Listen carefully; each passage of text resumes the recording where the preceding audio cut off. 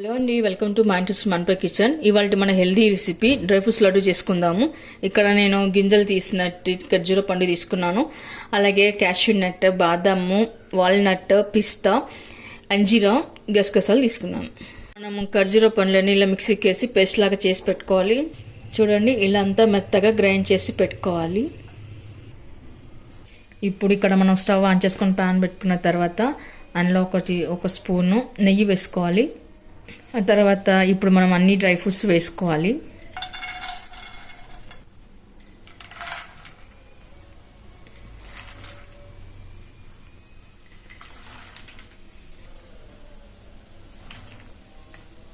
ఆ తర్వాత అన్నిటిని బాగా కలుపుకోవాలి. ఆ తర్వాత ఇప్పుడు గసగసాలు కూడా వేసుకోవాలి.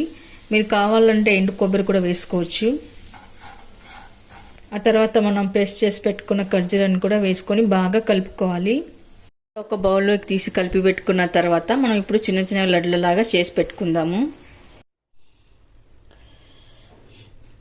ఇప్పుడు అలాగే మిగతా కూడా ఇలానే చేసి పెట్టుకుందాము.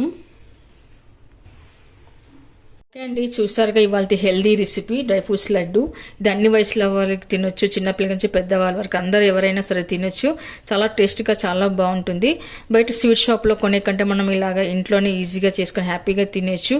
మీరు కూడా ఒకసారి ట్రై చేయండి. మీకు ఎలా కుదిరిందో కామెంట్స్లో పెట్టండి, లైక్ చేయండి, షేర్ చేయండి. తప్పకుండా మన ఛానల్ సబ్స్క్రైబ్ చేయండి. Thank you for watching.